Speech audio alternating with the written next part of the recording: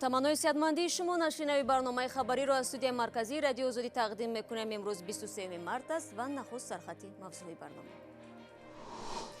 дар ҳоле ки моҷарои ҳавоӣ миёни Тоҷикистону Русия шиддат мегирад, душанбеву тошканд барои рафтуомади муназзами автобусҳо мувофиқат карданд. паноҳҷӯи афғон барои таҷовуз ва куштори як донишҷӯ дар олмон ба ҳабси абад маҳкум гашт.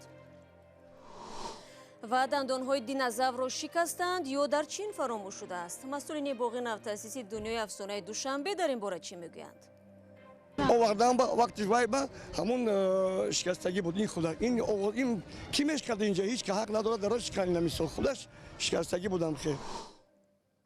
ва шурӯъ мекунем аз он ки фаъолони гурӯҳи 24 мегӯянд ду узви боздоштшудаи ин созмон дар Туркия дар муҳлати 3 моҳ ба Тоҷикистон истирдод намешаванд. дар ин бора рӯзи 23 март ба радиои Озодӣ Саидали Ашуров сухангӯи гурӯҳи 24 хабар дод. Ашуров гуфт бар асоси ҳукми додгоҳ аз рӯзи 21 март Суҳроби Зафар раҳбари гурӯҳи 24 ва Насим Шарипов як фаъоли ин созмон дар боздошт мемонанд. мақомоти тафтишотии Туркия дар ин муддат таҳқиқи дурустии иттиҳоми зидди онҳо пешгузошташуда дар ин кишвар месанҷанд. ин ду нафар 19 март дар Истанбул боздошт шуданд. баҳси ҳавоӣ миёни Тоҷикистону Русия то рафт ба лаҳни тунди зарбулаҷал мепечад. нахуст тарафҳо ба ҳайси чораҳои ҷавобӣ масири парвозҳои ҳамдигарро тӯлонӣ карданд. ҳамакнун Русия бо манъи парвози ширкатҳои ҳавопаймоии Тоҷикистон таҳдид мекунад. моҷаро аз рӯзи 12 март ва замоне оғоз шуд ки Тоҷикистон ба ширкати русии Уральские авиалинии иҷозати парвоз дар масири нави Перм-Душанберо надод. дар пай Русия Тоҷикистонро ба нақси муқаррароти созишнома айбдор намуда вазорати нақлиёти ин кишвар барои баррасии масъалаҳои пешомада мақомоти тоҷикро рӯзҳои 22 ва 23 март барои музокирот ба Москав даъват кард. ҷониби Тоҷикистон ба ин музокирот нарафт. Нет, по состоянию на данный момент ҳеҷ ҳайат барои музокирот аз Тоҷикистон ҳозир нашуд. то ин лаҳза аз ҳамтоёни тоҷик ба даъватномаи худ посухе нагирифтем ва ҳанӯз мунтазири посух ҳастем. вазорати нақлиёти Русия мегӯяд дар сурати иҷозат надодани парвозҳои Уральские авиалинии аз чораҳои ҳамсони ҷавобӣ кор мегирад. масъулони оҷонси навтаъсиси авиатсияи граждании Тоҷикистон гуфтанд ки ҳанӯз барои музокирот омода нестанд, чун ин ниҳод ба ҷуз аз раҳбар ва муовин боқимонда масъулони сохторо таъин накардааст. дар ҳоле ки сарнавишти парвозҳои ҳавоӣ миёни Тоҷикистону Русия ҳанӯз рӯшан нест, тошканду душанбе ба ҳамин зудиҳо ҳаракати муназзами автобусҳоро ба кишварҳои ҳамдигар ба роҳ мемонанд. ин автобусҳо аз душанбе ба деҳнаву термизӣ вилояти сурхандарё, аз шаҳри панҷакент ба самарқанд ва аз шаҳри хуҷанд ба тошканду фарғона раво хоҳанд кард. абдулло Ашуров мавзӯро идома медиҳад. ширкати Asian Express аз 1 апрели соли равон мусофиркашониро ба 6 шаҳри Узбекистон оғоз хоҳад кард. ҳамакнун алоқамандони сафар ба Узбекистон метавонанд тавассути автобусҳои ширкат ба чанд шаҳри кишвари ҳамсоя сафар кунанд. Asian Express яке аз ширкатҳои сайёҳӣ бо тавсеаи имкониётҳои сайру сайёҳат ба кишвари ҳамсоя аз худи Узбекистон харидории 200 автобуси навро дархост кардааст. масъулон мегӯянд рӯзҳои наздик ҳайати ширкат ба Тошканд сафар анҷом медиҳад ва масъалаи нарх низ ниҳоӣ хоҳад шуд. тавсеаи имкониятҳои кор ва ҳам ҳаракати автобусҳои мусофирбар дар байни ду ҳамсоя кишвар баъд аз он имконпазир шуд ки аз рӯзи 16 март Узбекистон ва 19 март Тоҷикистон марзро ба рӯи ҳамдигар боз карданд. ҳамакнун шаҳрвандони ду кишвар бо шиносномаҳои хориҷии худ метавонанд дар фурсати 30 рӯз бидуни виза ба хоки ҳамдигар ворид шаванд. дар солҳои ҳукмронии Ислом Каримов дар Узбекистон равои сокинон миёни Тоҷикистон ва Узбекистон ба қадри қобили мулоҳиза маҳдуд шуда буд. рӯ меорем ба мавзӯи ҷаҳонӣ. Дональд Трамп раиси ҷумҳури Амрико рӯзи гузашта эълон кард ки Ҷон Болтонро мушовири амнияти миллӣ таъин кардааст. Болтон дар ин мақом Ҳерберт Макмастерро эвоз намуд. Макмастер дар авохири моҳи феврали соли 2017 пас аз барканор шудани Майкл Флин мушовири амнияти миллии Кохи Сафед таъин шуд. Дональд Трамп дар твиттери худ аз фаъолиятҳои Макмастер сипосгузорӣ карда навишт ки аз рӯзи 9 апрел Ҷон Болтон мушовири амнияти миллии нав хоҳад буд. ин мақом симати муҳиме дар кохи сафед мебошад ва дар стратегияи низомии амрикову сиёсати хориҷии он кишвар нақши муассир дорад. ҷон болтон дар ҳукумати ҷорҷ буши хурдӣ дар созмони милали муттаҳид сафири амрико буд. дар идомаи мавзӯи амрико қабули паноҳандагон ба ин кишвар як масъалаи доғ аст, аммо баҳсҳо сари он монеъи талоши амрикоиҳое ки мехоҳанд ба муҳоҷирон кӯмак кунанд кам нашудааст. хабарнигори садои амрико ба маҳаллаи мериленд рафт ки онҷо паноҳандагони собиқ ба муҳоҷирони навомада кӯмак мерасонанд.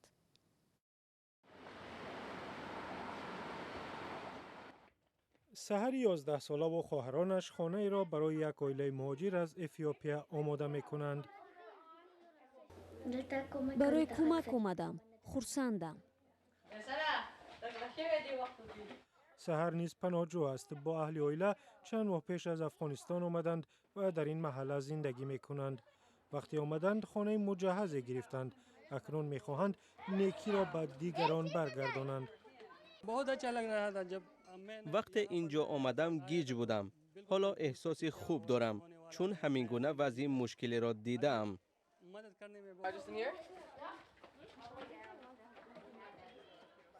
کمک به پناهجویان را سازمان غیر حکومتی کایند ورکس به راه مانده است.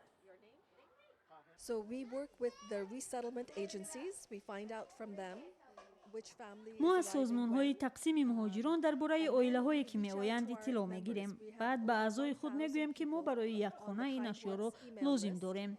and we send out a sign-up sheet listing over 150 items that we need. کایند ورکس تا کنون 17 خانه را برای پناهندگان از افغانستان و سوریه و کشورهای افریقایی آماده کرده است. ما از امریکایی هایی که از آمدن پناهجویان خبر دارند محبت و همخوری زیاد احساس میکنیم. آنها میخواهند پناهجویان احساسی بیگانگی نکنند و این معنی عمیق دارد. این خانه آماده قبول ساکنان نوی خود است که تا چند روز دیگر می آیند و زندگی نوی را آغاز می کنند. масъалаи қабули муҳоҷирон на танҳо дар амрико балки дар баъзе кишварҳои аврупо ҳам баҳсбарангез шудааст, зеро гоҳи ин муҳоҷирон ҷиноят содир карда боиси нораҳатӣ ва хашми шаҳрвандони ин давлатҳо мешаванд. ҳамин гуна имрӯз додгоҳи олмон ҳукми паноҳҷӯи афғонеро ки 2 соли пеш дар ин кишвар духтари донишҷӯро таҷовуз карда ва кушта буд эълон намуд. ин ҳодиса соли 2016 ҷомеаи олмонро такон додаву боиси эътирозҳо дар нисбати сиёсати муҳоҷирпазирии Ангела Меркел шуд. хиромон бақозода бо ҷузъиёти бештар. додгоҳи олмон рӯзи 22 март як паноҳҷӯро ки гуфта мешавад аз афғонистон аст барои таҷовуз ва куштори як зан абадан зиндонӣ кард.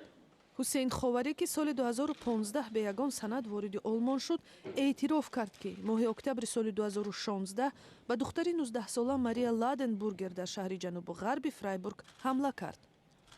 додситон гуфт ки ховарӣ духтарро аз дучарха тела дод, баъд ӯро газид, роҳи нафасашро баст ва сипас таҷовуз кард. ҳамлагар ӯро дар ҳоле канори дарьё гузошт ки ҳанӯз зинда буд ва баъдан ғарқ шуд. ховарӣ баъди 7 ҳафтаи ҷустуҷӯи ҷиноӣ боздошт шуд. ин мард дар гузашта барои талоши куштор дар Юнон 10 сол ҳукми зиндон гирифтааст, аммо бинобар пур будани маҳбасҳо ӯро соли 2015 озод карданд. мақомоти олмон натавонистанд сину сол ва шаҳрванди кадом давлат будани ховариро тасдиқ кунанд. ӯ дар оғоз худро наврас муаррифӣ кард, аммо мутахассисон баъди санҷиши дандонпизишкӣ ва рентген ба хулосае омаданд ки ҳусейн ховарӣ метавонад аз 22 то 29 сол дошта бошад.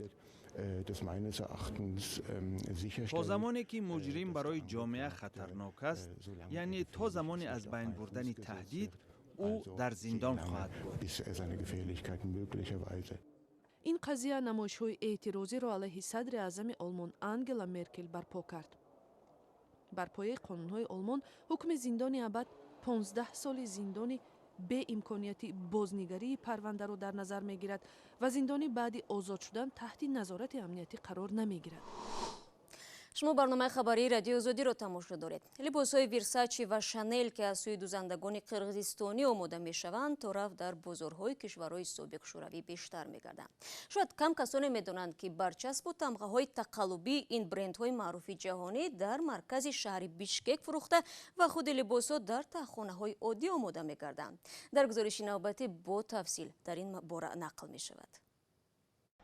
мадина як бозори маъмулии осиёи миёнагист. дар баробари хӯроквориву дигар молҳои чинӣ дар ин ҷо тамоми васоили дузандагиро мешавад пайдо кард. муштариён ба ин ҷо аз саросари кишвар меоянд.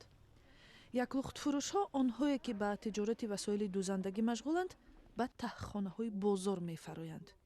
дар ин ҷо аксу наворбардорӣ қатъиян манъ аст. зеро дар дӯконҳои он барчаспҳои қалбакии брендҳои маъруфи либосфурӯшии дунё мисли долче габбана, версаче, шанел ва дигарҳо бо нархҳои арзон пешниҳод мешаванд. арзиши ин мол барои аврупоиҳо хеле шубҳаовар аст. куртаҳои баном ширкатҳои брендиро низ метавон бо тамғаҳои маъруфи тақаллубӣ дар ҳамин таҳхона фармоиш дод. гоҳо фармоишҳои хурдро заноне таҳия мекунанд ки дар хона медӯзанд, аммо либосҳои дар корхонаҳои саноатӣ таҳияшударо на дар таҳхонаҳои бузург, балки дар корхонаҳои калон омода мекунанд. мо асосан куртаҳоеро медӯзем ки андозаи 50-60 доранд. маъмулан мо тамғаи made in Киргизистанро мечаспонем, вале гоҳҳо мешавад ки ба мо тамғаҳои маъруфи Гуччи, Долче ин Габбана ва Шанелро меёранд. мо намедонем ин либосҳоро ба куҷо мебаранд. инро фармоишгарон медонанд. 5-6 соли пеш мо ба либосҳо фақат тамғаҳои хориҷӣ мечаспондем. ҳоло бошад аксари тамғаҳо моли ватанӣ.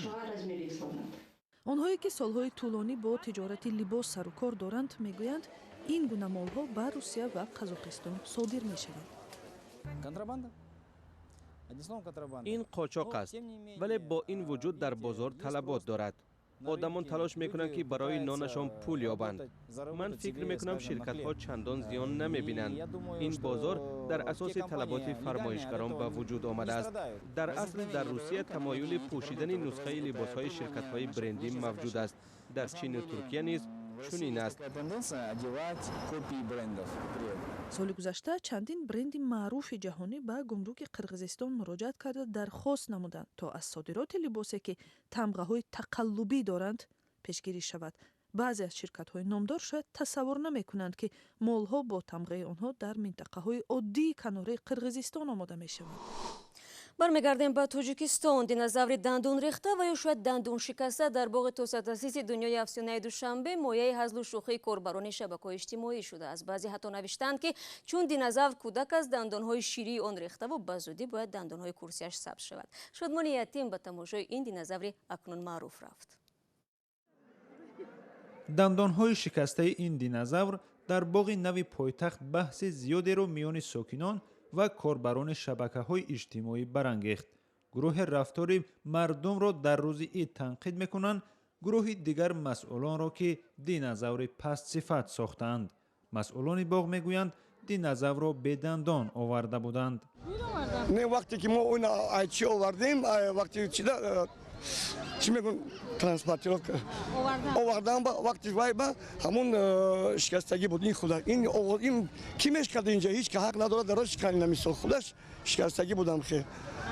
вай мо роӣ мекунам ҳамун ҷое ки ҳамун компания ки мо ба даст чикадагӣ буд вай кас роӣ мекунам вай худашон ба гардан гирифтаа. зоҳиран мардуми зиёд дар рӯзҳои ид мақомотро ғофилгир кардааст. ин наворҳои рӯзи аввали фаъолияти боғ аст. издиҳоми зиёд барои воридшавӣ ба дунёи афсона. боғ ғунҷоиши 500 нафарро дорад. аввали рӯз камтар мушкил буду, баъд мо ҳал кардем мушкиломона. динозавр ин чон як вайда чизи нав буд, барои мардум мехост ки ҳама бинад, ҳама як вай шудан, барои ҳамин камтар мушкил буд. лекин не ҳозир на мо одамон ман омада хушуб рафта омадаи суисан. динозаврҳои сунъӣ ҷузъе аз навгониҳои боғи навтаъсиси дунёи афсона аст ки 3 рӯз пеш барои сокинон боз шуд. маҷмӯаи фароғатии дунёи афсона дар майдони 2.5 гектар бунёд шудааст. дар рӯзҳои ид то 25 март вуруд ба ин ҷо ройгон аст, баъдан пулакӣ мешавад. шодмон ятим, زرانگیز نوروزشاه، آزادی دوشنبه. شاید به خاطر اون که در این یک هفته تماشای باغ دنیای افسانه رایگان بود، تعداد زیادی ساکنان کشور میخواستن از این امکانات استفاده برند. در اینجا ما با شما خداحافظی میکنیم. خدا نگهدار هر یک شما باشه.